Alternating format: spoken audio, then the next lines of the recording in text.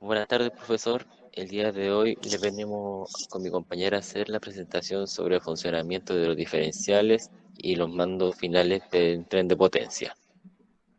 Las ruedas dentadas reciben la energía del motor a través de un eje de transmisión que la fuerza principal del diferencial es el permitir que las ruedas giren a diferentes RPM mientras reciben la energía del motor.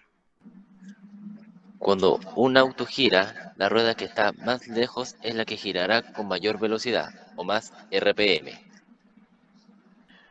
El diferencial permite que la rueda izquierda y derecha gire a diferentes RPM mientras transfiere energía a ambas ruedas. La potencia del motor se transfiere al engranaje de anillos a través de un piñón.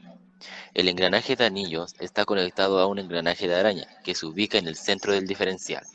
La rueda dentada o engranaje de araña es capaz de moverse en dos direcciones, junto con el engranaje de anillo, y sobre su propio eje.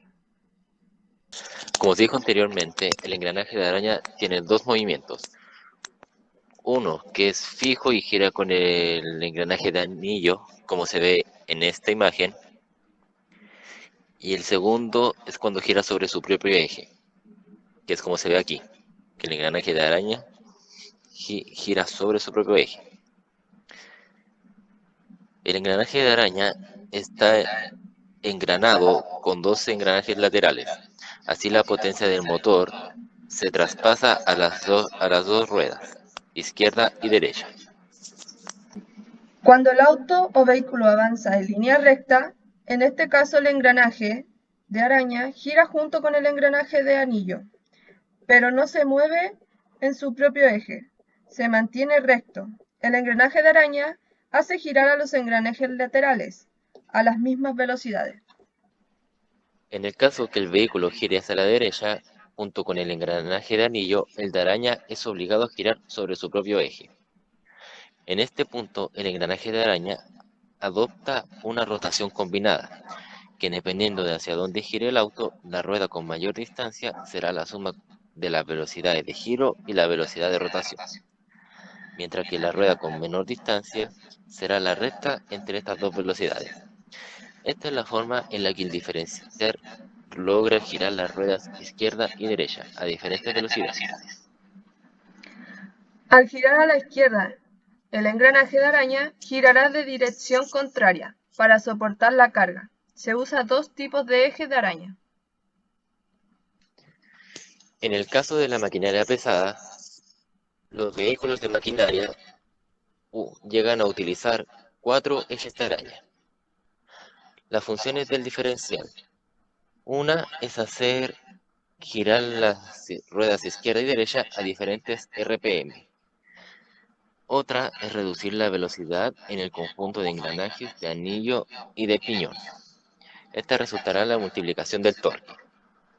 3 es guiar la dirección del flujo de energía a través de un piñón que se separa a 90 grados. Este se conoce como diferencial, abierto o estándar, que es capaz de girar las ruedas diferentes RPM. Formatos finales.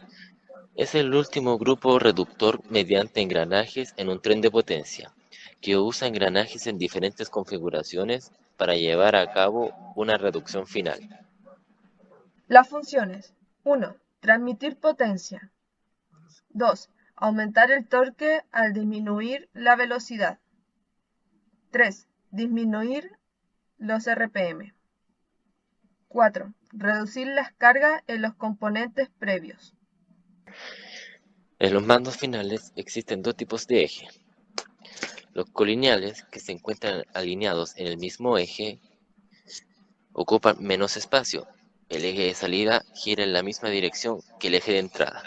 La carga se puede dividir entre 3 o 4 puntos, que serían los planetarios.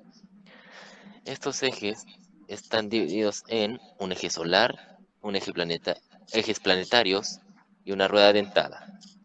Están los portaplanetarios que transmiten el movimiento. Ejes paralelos. Se encuentran distanciados en cierta medida. entre el eje motriz y el eje conducido. Las desventajas son: se encuentran alejados y también requieren mayor espacio. Para finalizar, tanto como los ejes paralelo y colineales, ambos tienen doble reducción final.